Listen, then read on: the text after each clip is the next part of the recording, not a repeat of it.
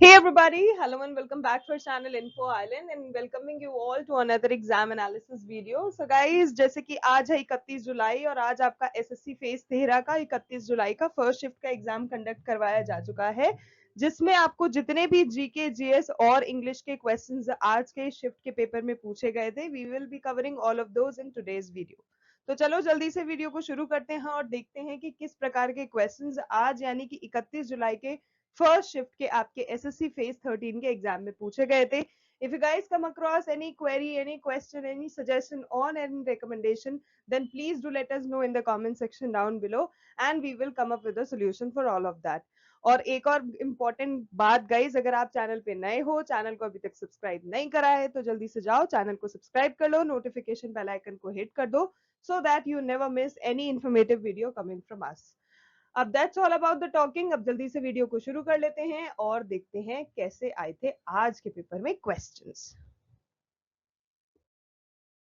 तो गाइस, पहला क्वेश्चन आपको पूछा गया था दैट हु सैंग और क्रिएटेड राग मियान मल्हार। ठीक है, तो गाइस इसका क्वेश्चन आपका आंसर हो जाएगा तानसेन। तो तानसेन वाज दैट पर्सन जिन्होंने राग मियान मल्हार को लेकर आया था इस दुनिया में और इस चीज को क्रिएट करा था और गाया था।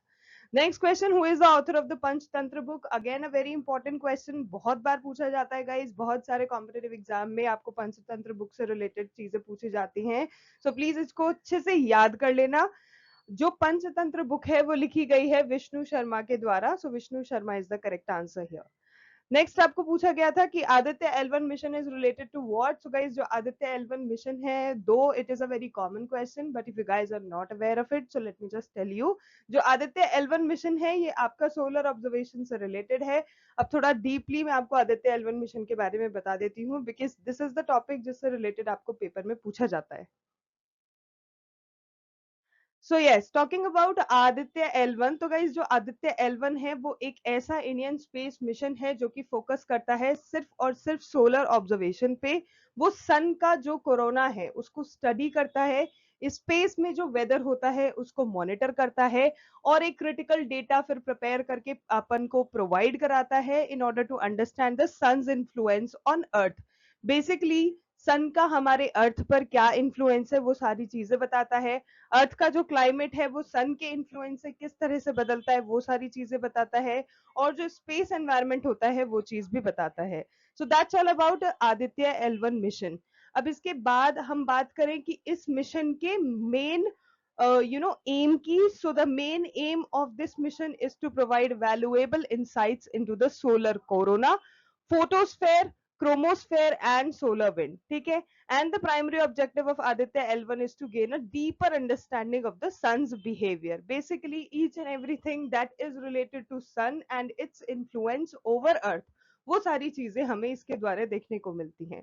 ठीक है, उसका इनफैक्ट इवन जो उसका रेडिएशन है वो चीज भी, जो हीट है वो भी, जो वहां पार्टिकल फ्लो करते हैं उसके बारे में भी ये स्टडी करता है, वहां का जो मैग्नेटिक फील्ड रहता है उसको भी स्टडी करता है और फिर ऑल इन ऑल वो सारी चीजें मिलकर अर्थ को किस तरह से, अर्थ को एंड ऑल्सो अर्थ के एनवायरमेंट को, अर्थ के एटमोस्फेयर को किस तरह से इम्पैक्ट करती है वो सारी चीज भी आदित्य L1 बताता है। So that's all about Aditya L1 in detail. I hope आपको अच्छे से समझ में आया हो because this is a very important topic, बहुत बार इससे रिलेटेड क्वेश्चन पूछे जाते हैं।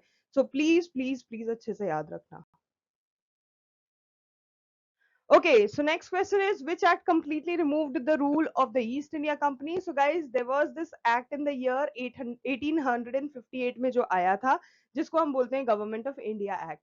तो जो गवर्नमेंट ऑफ इंडिया एक्ट 1858 का ये जो अधिनियम था, इसने क्या करा था, जो भी ईस्ट इंडिया कंपनी का रूल था हमारे इंडिया के ऊपर उसको कंप्लीटली रिमूव कर दिया था। So the correct answer is government of India act 1858। Okay, next question. What was the main aim of the Government of India Act 1935? So Government of India Act 1935 की अगर अपन बात करें तो this particular act was a landmark legislation जो कि British parliament के द्वारा इंट्रोड्यूस करा गया था। अब इंट्रोड्यूस तो करा गया था लेकिन किस चीज के लिए इंट्रोड्यूस किया गया था? तो बेसिक जो एम था इसका वो यही था, एक फ्रेमवर्क प्रोवाइड कराया जाए कि इंडिया को किस तरह से गवर्न करना है एक्सेट्रा एक्सेट्रा।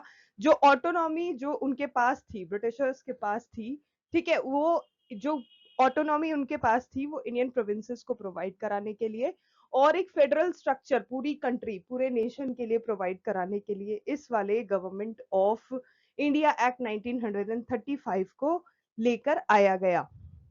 अब बात करें किस सिस्टम के द्वारा लेकर गाया गया, तो guys it was a federal system, तो ये चीज भी आपको ध्यान रखना है। Okay, next question. By which act was the monopoly of investment in India taken away from the East India Company? Again, a very good question and an important question कि जब जो मोनोपोली था, क्योंकि पहले सिर्फ और सिर्फ ब्रिटिशर्स के हाथ में सारे नेशन का राज था, तो जो मोनोपोली क्रिएट हो गया था सिर्फ और सिर्फ ब्रिटिशर्स के हाथ में जो था, तो वो जो ईस्ट इंडिया कंपनी से उसको हटाया गया, ठीक है, वो कहाँ और किसके द्वारा किया गया, तो उसके लिए हमारे पास 1813 में एक अधिनियम या फिर एक एक्ट लेकर आया गया जिसे हम बोलते हैं चार्टर एक्ट 1813 का। उसने क्या करा, जो मोनोपोली थी ऑफ इन्वेस्टमेंट इन इंडिया उसको ईस्ट इंडिया कंपनी से ले लिया था, आप कह सकते हो टेकन अवे या फिर ले लिया था या रिमूव कर दिया था, etcetera etcetera. So the correct answer is charter act 1813। Okay, next question. PM Svanidhi योजना से, योजना गाइज मैं आपको पहले भी बता चुकी हूँ, इस बार एसएससी फेज 13 के आपके एग्जाम में कुछ ऐसे टॉपिक्स हैं जिनको लिटरली वो टारगेट कर रहे हैं। फॉर एग्जांपल जितनी भी सेंट्रल गवर्नमेंट के द्वारा योजनाएं लाई गई हैं, जितनी भी स्टेट गवर्नमेंट के द्वारा योजनाएं लाई गई हैं, ब्रिक्स जो है एक इम्पॉर्टेंट टॉपिक है, उसके अलावा सेंसस 2011 एक इम्पॉर्टेंट टॉपिक है। तो guys these are certain topics जिनके बारे में आपको एक एक चीज अच्छे से रट लेनी है, बिकॉज कहीं से भी कुछ भी उठ के आ सकता है। बट क्योंकि हमें पता है दीज आर द टॉपिक्स जिनको वो कवर कर रहे हैं, तो हम एक काम कर सकते हैं, हम इन चीजों से रिलेटेड वीडियोस देख सकते हैं। So for that there are several videos जो कि आपको चैनल पे मिल जाएगा और आपको हेल्प करेगा आपकी प्रिपरेशन में। तो प्लीज मैं उनका लिंक डिस्क्रिप्शन में मेंशन कर दूंगी, आप प्लीज जाके उनको देख लीजिएगा so that it helps you guys. Okay, PM Svanidhi की अगर अपन बात करें तो पीएम स्वनिधि योजना जो है वो किस सेक्टर से बिलोंग करती है, ये आपको पूछा गया था। बेसिकली वो किस सेक्टर के लिए लेकर आई गई थी और कितने उसमें ट्रांचेस, ट्रांचेस बोले तो कितने क्लासेस, ओके लेवल्स होते हैं ना, कितने लेवल्स होते हैं, कितने क्लासेस होते हैं, और जो प्रोवाइड करते हैं वो कितने क्लासेस में करते हैं, तो आपको बेसिकली ये पूछा गया था। सो पीएम स्वनिधि जो है अगर हम बात करें कि किन के लिए लाया गया था, तो it came for the purpose of providing inclusive entrepreneurship, India में एंटरप्रेन्योरशिप को बढ़ावा देने के लिए, और एंटरप्रेन्योर्स जितने हैं जो यंग एंटरप्रेन्योर्स हैं उनको हेल्प करने के लिए पीएम स्वनिधि योजना लेकर आया गया था। अब बात करें अब इसकी ब्रांचेस की कि किन किन को और कितना ये सपोर्ट करता है। So this micro credit scheme launch by government of India was for the street vendors. One more important thing to note is कि ये जो है ये स्ट्रीट वेंडर्स के लिए लाया गया था। अब ये जो पीएम स्वनिधि है ये क्या करता है, इंक्लूसिव एंटरप्रेन्योरशिप बढ़ाता है और एक जेंडर इक्वलाइजर का भी काम करता है। इसी के साथ साथ अगर मैं बात करूं पीएम स्वनिधि में, ये जो मतलब स्वान का आपको फुल फॉर्म अगर आपको पूछ लिया जाए, so if I talk about the full form of PM Svanidhi, तो it stands for PM street vendors Atmanirbhar Nidhi, ठीक है। तो ये फुल फॉर्म भी आपको ध्यान में रखना है, which is PM street vendors Atmanirbhar निधि। अब ये जो स्कीम है ये कोविड 19 जब हमारे देश में पेंडेमिक चल रहा था, that two year in the year 2020, उस समय में लेकर आया गया था, विच वाज 1 जून 2020 जो इसकी लॉन्च डेट रही है। अगर आपको पूछा जाता है कि किसके द्वारा इस योजना को लेकर आया गया था, तो it was ministry of housing and urban affairs. तो these two important things to note, कब लाया गया था, कोविड 19 का समय, विच वाज 1 जून 2020। सेकेंडली किस मिनिस्ट्री के अंडर ये आता है, so it comes under ministry of housing and urban affairs, ठीक है। अब क्या करते हैं, ये मेन चीज जो अब मैं आपको बताने वाली हूँ, जो ये कोलेटरल फ्री लोन्स प्रोवाइड करते हैं उन एंटरप्रेन्योर्स को जो कि यंग और न्यू एंटरप्रेन्योर्स होते हैं, उनको अप टू 50,000 रुपए के, जो जो स्ट्रीट वेंडर्स होते हैं जो अप टू 50,000 रुपए का उनको ये लोन प्रोवाइड करते हैं। किस उसमें एक इंक्रीमेंटल ट्रांच रहता है इनका जिसमें वो लोन प्रोवाइड कराते हैं। For example they provide these loans in 3 tranches. अब उसमें सबसे पहला जो ट्रांच होता है वो आपको होता है 10,000 का, ठीक है। एक साथ आपको 50,000 रुपए नहीं दे देंगे, तीन इक्वल, नॉट इक्वल, 3 ट्रांचेस में आपको वो पैसे देते हैं। जैसे कि पहले वाले में आपको मिलेगा 10,000 रुपए, ठीक है, फर्स्ट उसमें आपको मिल जाएगा 10,000 रुपए। उसके बाद वो थोड़ा ऑब्जर्वेशन करेंगे etcetera etcetera, because they are providing you the money, तो it is necessary for them to see कि you are not you know misusing it etcetera. Second range वो देते हैं आपको 20,000 रुपए का, with the subject to repayment of the first of the tranche.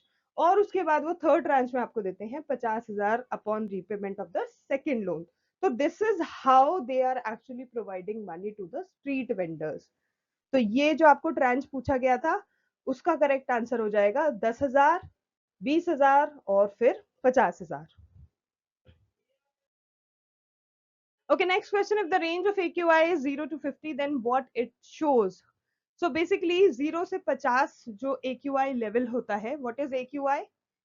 उसका जल्दी से फुल फॉर्म नीचे कमेंट सेक्शन में मेंशन कर देना। सो बेसिकली जो रेंज है ये 0 से 50 का, ये कंसिडर किया जाता है that the air quality is good and it poses no health threat, मतलब किसी भी तरह के आपको कोई हेल्थ रिस्क नहीं होंगे, कोई हेल्थ इश्यूज नहीं होंगे, कोई हेल्थ थ्रेट नहीं होंगे। The air quality is good, तो आपका आंसर हो जाएगा एयर क्वालिटी इज गुड। अब बात करें 51 से 100 में क्या होता है, तो गाइज 51 से 100 जब मॉडरेट वो AQI होता है तो वो मॉडरेट कैटेगरी में आता है, वो मॉडरेट AQI इंडिकेट करता है। और फिर भी ये माना जाता है that okay the quality is kind of acceptable, though it is not good but it is acceptable, जो बॉडी होगा वो कहीं ना कहीं उसको एक्सेप्ट कर सकेगा। लेकिन क्योंकि जस्ट डबल हो गया तो ऑब्वियसली थोड़ा तो कहीं ना कहीं हेल्थ में डिस्कम्फर्ट फील होगा, right? So some of the people may experience discomfort जब हमारा एयर क्वालिटी 51 से लेके 100 तक जाता है। अब बात करें 101 से 150 के बीच में क्या होता है, तो भाई जब 51 से 100 में ही हालत खराब हो रही है तो 101 से 150 तो और ज्यादा हो गया। So now the air quality इस रेंज में आ चुका है that it is not suitable, it is unhealthy. जो सेंसिटिव ग्रुप्स होते हैं जो कि एक्चुअल में for example there are asthmatic patients जो कि नहीं उस चीज को टैकल अप कर पाते हैं, बेयर अप कर पाते हैं, तो उनको डेफिनेटली ब्रीदिंग डिस्कम्फर्ट फील होगा when the AQI is between 101 to 150. So that's about 101 to 150 where the breathing discomfort would be there. Okay guys, अब यहाँ पर हमने आपको प्रोवाइड कराया है जिसमें आप देख सकते हो क्योंकि इसमें से क्वेश्चंस पूछे जाते हैं। सो गाइज मैं आपको थोड़ा सा डिवाइड करके बता देती हूँ। 0 से 50 अभी हमने डिस्कस कर लिया, इट इज गुड, ठीक है। आपका जो वायु गुणवत्ता है which is the air quality वो संतोषजनक है, मतलब एक्सेप्टेबल है, इट इज गुड। प्रदूषण होगा, बहुत कम होगा। नेक्स्ट है 51 से 100। सो 51 से 100 के बीच में वो सेटिस्फैक्ट्री लेवल आ जाता है। आपकी हेल्थ पर थोड़ा सा प्रभाव पड़ेगा, ज्यादा नहीं पर थोड़ा प्रभाव तो पड़ेगा। 100 इसके 200 के बीच में बात करें विच इज मध्यम, मध्यम बोले तो moderate. So when it is moderate तो संवेदनशील लोग बोले तो जो थोड़े से सेंसिटिव लोग होते हैं उनको हल्का फुल्का डिस्कम्फर्ट हो सकता है ब्रीदिंग में, या फिर उनको लंग्स में थोड़ा सा कुछ फील हो सकता है etcetera.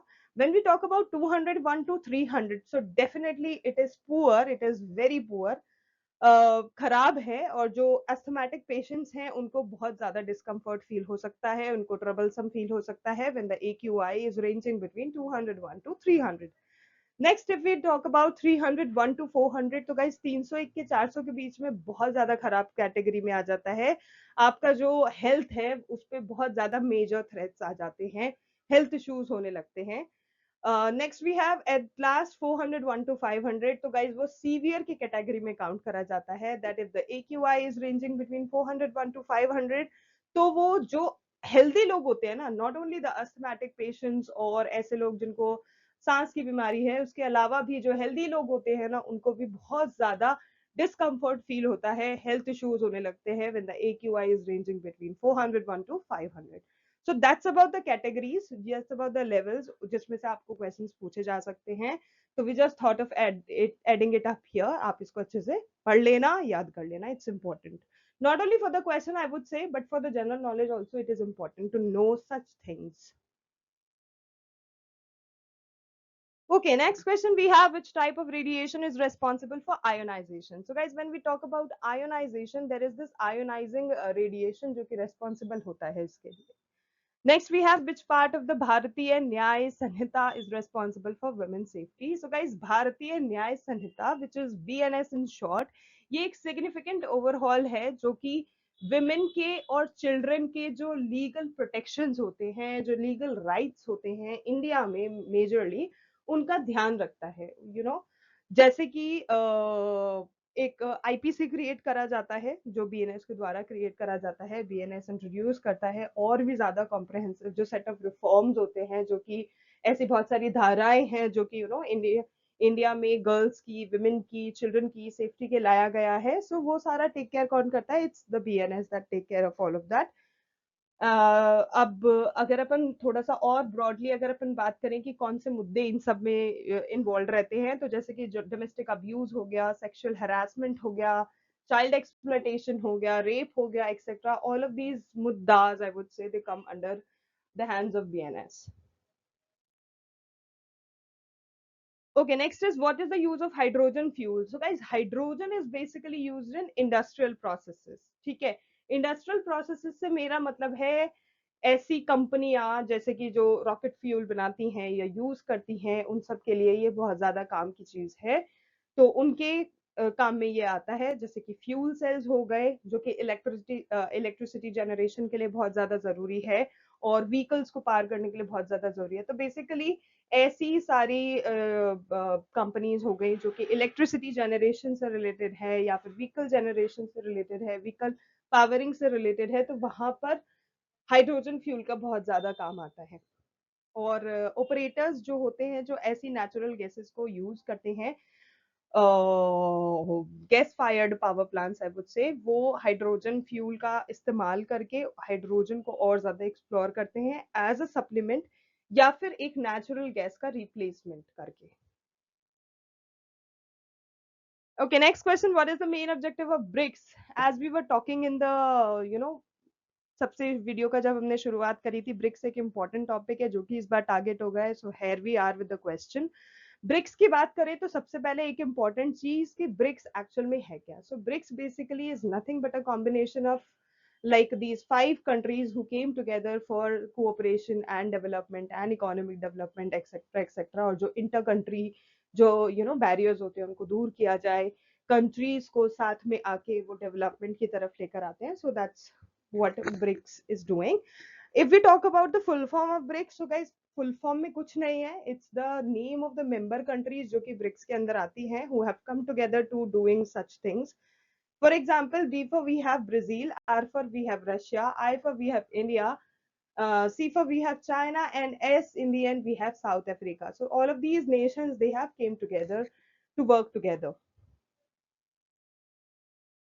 Now we are going to be talking about the objectives of BRICS. ठीक है, तो सबसे पहला जो ऑब्जेक्टिव है ब्रिक्स का, वो कहीं ना कहीं चैलेंज करते हैं इकोनॉमिक और पॉलिटिकल मोनोपोली जो कि वेस्ट में हो रही है उसको.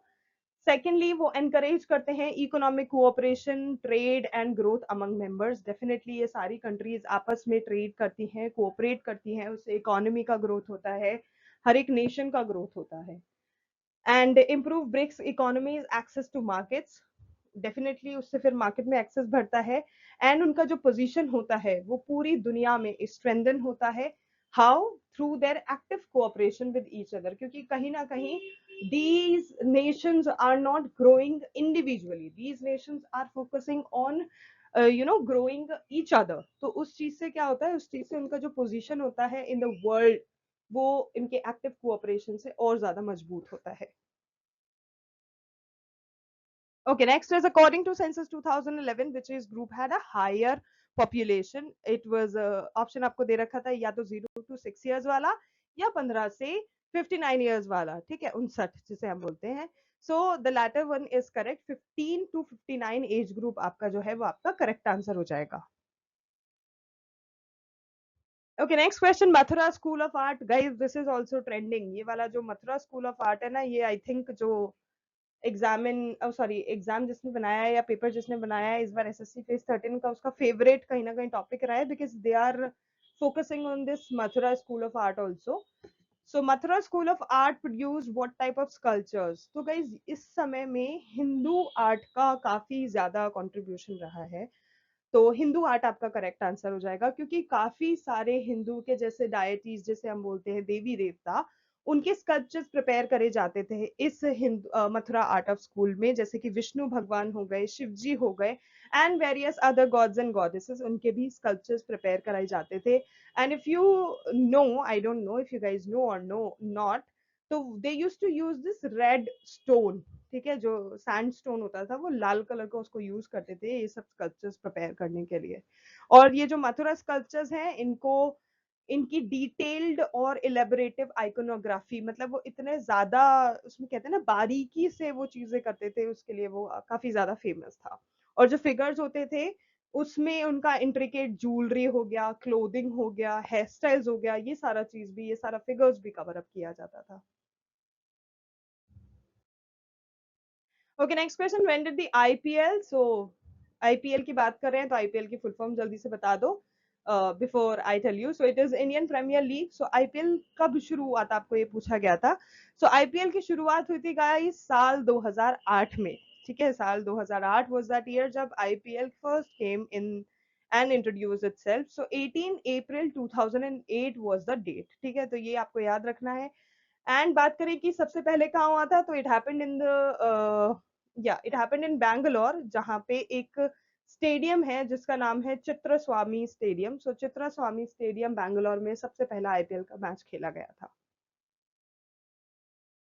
Okay, next we have, what is the term for examining a dead body after death? A very common question. I'm assuming आप सबको इसका आंसर पता होगा. So guys, when a body is like dead, जब कोई इंसान मर जाता है तो उसके बाद उसका एग्जामिन किया जाता है. If you guys are aware, तो उसको हम एक टर्म बोलते हैं. There is a term given for that process जिसको हम बोलते हैं पोस्टमार्टम, ठीक है, या तो पोस्टमार्टम बोलते हैं या ऑटोप्सी बोलते हैं.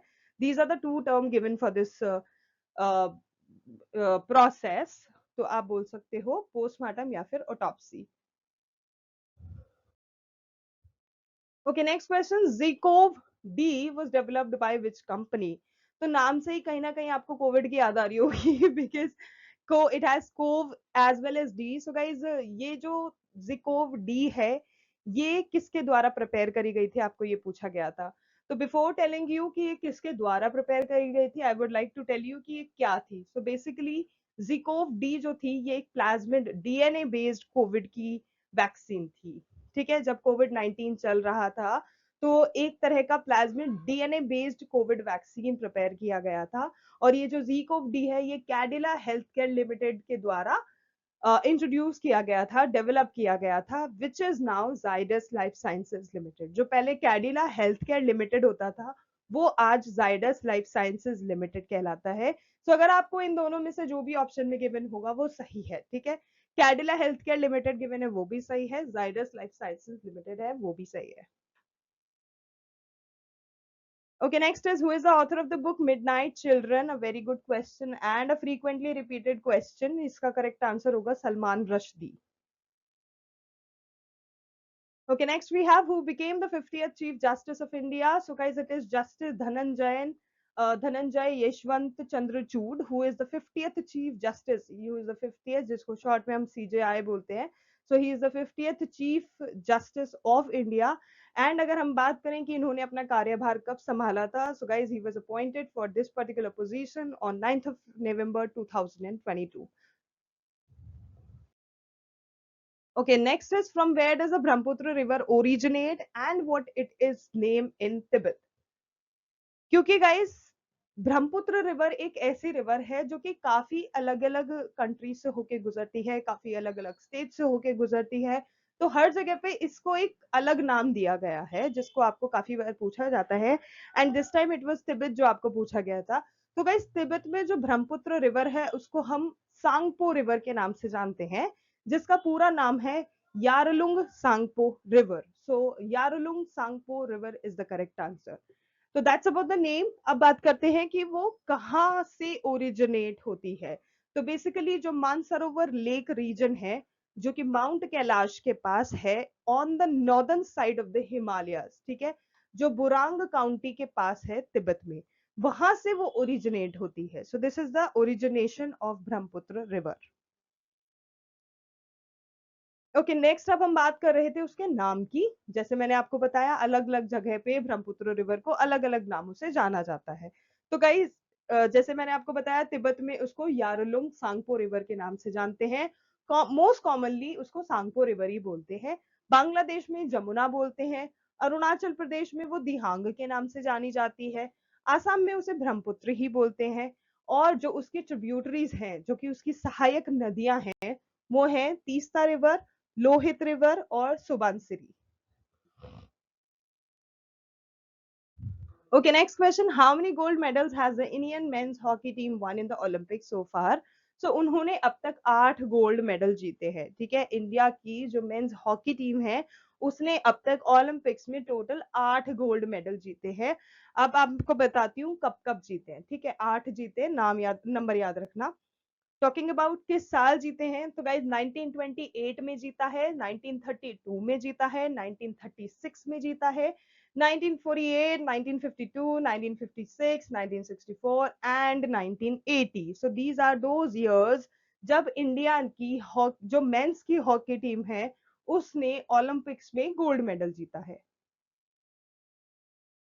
Okay, next is according to census 2011, which state had the highest population in India? So it was none other than Uttar Pradesh. और उत्तर प्रदेश के बाद आता है महाराष्ट्र, महाराष्ट्र के बाद आता है बिहार, बिहार के बाद आता है वेस्ट बंगाल और उसके बाद आता है Andhra Pradesh. So these are the states जिनको 2011 का जो सेंसस सर्वे हुआ था उसके हिसाब से हाईएस्ट पॉपुलेटेड स्टेट्स का नाम दिया गया था in India. Okay, next we have who built the Kailash temple at Ellora. So it was Rashtrakuta King Krishna Pratham जिन्होंने कैलाश टेम्पल बनाया है एलोरा में। Okay, next we have where is Chabahar port. Oh god, Chabahar port भी आया है क्या? तो guys, Chabahar port भी मैं आपको बताना चाहूंगी कि इस बार इससे हर शिफ्ट में पेपर में हर शिफ्ट के पेपर में इससे क्वेश्चन आ रहे हैं। चाहे वो छाबहार पोर्ट कहाँ है, किस स्टेट के द्वारा गुजरता है, किस स्टेट को इससे ज्यादा फायदा होता है, ये पोर्ट का क्या काम है, ये पोर्ट को कब लाया, एक्सेट्रा एक्सेट्रा एक्सेट्रा। अब इस बार पूछ लिया कि छाबहार पोर्ट कहाँ सिचुएटेड है, तो guys south eastern coast of Iran में ये मौजूद है। Okay guys, now we are going to be covering some English questions जो कि आज के आपके फर्स्ट शिफ्ट के पेपर में पूछे गए थे, जिसमें आपको गाइज नोटिसेबल और डम्बल ये दो वर्ड्स का करेक्ट स्पेलिंग पूछा था। Here are those correct spelling, आप प्लीज देख लीजिएगा। Noticeable is NOTICEABLE। ओके, यहाँ पे थोड़ा सा अक्सर मैंने देखा है candidates they get confuse. And dumbbell में बहुत से बार एक सिंगल वी लगा देते हैं, बट नो, डम्ब का पूरा DUMB आएगा एंड बेल का पूरा BELL आएगा। And when you join it together, it will become DUMBBELL. So that's the correct spelling of dumbbell. Okay, next आपको एंटोनिम पूछा गया था एपिटोम वर्ड का। सो एंटोनिम की अगर हम बात करें तो addition, enlargement, expansion, extension, increase, unabridgement, ये सारे वो वर्ड्स हैं जो कि एंटोनिम है वर्ड एपिटोम के। नेक्स्ट आपको रिकैल्सिट्रेंट का सिनोनिम पूछा गया था, such a difficult word I should say. इसके सिनोनिम की अगर अपन बात करें तो fractious, obstinate, rebellious, unruly, wayward, contrary, contumacious, defiant, indomitable, insubmissive, subordinate, intractable, opposing, radical, refractory, resistant, resisting, stubborn, oh God, undisciplinable, undisciplined, ungovernable, unmanageable, untoward, unwilling, wild, willful, and withstanding. So, guys, these are some of the similar words of the word recalcitrant का। Okay, next आपको पूछा गया था make bricks without straw. ये एक idiom है, इसका मतलब आपको पूछा गया था। सो गाइज, इसका मतलब होता है टू डू और attempt to do something without the basic necessary tools और materials one needs to do that project. For example, अगर आपको कोई बोल दे भाई आपको घर बनाना है, but they are not giving you the bricks, they are not giving you the sand, they are not giving you the bajri, cement, etcetera etcetera, so how are you going to make a home out of it? तो इसका मतलब यही है, make bricks without straw का मतलब यही है। आपको बेसिक जो मटेरियल्स है, बेसिक जो टूल है, वो सब कुछ तो दिया नहीं है, पर आपको एक कार्य का अटेम्प्ट करने के लिए या फिर आपको काम करने के लिए बोल दिया गया है without giving those necessary tools. For example, यहाँ पर हमने आपके लिए एग्जाम्पल शेयर करा है that they don't give us nearly enough time or support to get these projects to the standards they should be, so we end up making bricks without straw. As simple as that. Project करना है दे दिया, project करना है बोल दिया, but time नहीं दिया उस चीज को करने के लिए, सपोर्ट नहीं दिया, इनफ रिक्विजिट्स जो थी वो नहीं दी, तो how you are going to do it? तो basically make bricks without straw का यही मतलब होता है। नेक्स्ट आपको पूछा गया था one word substitution for infallible. तो गाइस इनफेलिबल का मतलब आपको अनफ्लेलिंग, फॉल्टलेस, फ्लॉलेस, इम्पेकेबल, ये सारे वर्ड्स होते हैं। And the last question for today we have blatant का आपको सिनोनिम पूछा गया था। So guys blatant is a word जिसका मतलब होता है loud, you know something very noisy, very loud, जिसको हम कभी कभी बॉइस्ट्रस भी बोलते हैं, if you guys are aware. So boisterous is also the synonym and a common synonym is clamorous. ठीक है, क्लैमोरस हो गया, वोसिफेरस हो गया, loud, noisy, boisterous, obstreperous, strident, flagrant, bawling, braying and brawling. So these are some of the synonyms of the word blatant. ये तो हो गया सिनोनिम का बात, सिनोनिम ही आपको पूछा गया था, बट जस्ट इन केस कभी आपको इसका एंटोनिम पूछ लिया जाए तो मैं आपको बता देती हूँ। तो क्योंकि भाई सिनोनिम इज लाउड, तो थोड़ा सा सोचोगे तो you'll get to know कि भाई the antonym can be silent, it can be quiet, it can be subtle. So these are some of the antonym of the word blatant: quiet, silent, subtle, unpronounced, inconscious and inconspicuous and quiet. So that's it guys, those were the very important GK GS and English questions जो कि आज यानी कि 31 जुलाई के आपके SSC phase 13 के first shift के paper में पूछे गए हैं। So if you guys like the video and found it informative, then don't forget to like, share and subscribe to our channel Info Island, because you know this is the only platform where you're going to get all the important informative videos related to all the competitive exams. So आज के लिए guys बस इतना ही। Thank you so much for watching. Thank you so much for your time. We will see you in our next video. तब तक के लिए all the very best to all the candidates and much love to all of you all. Thank you.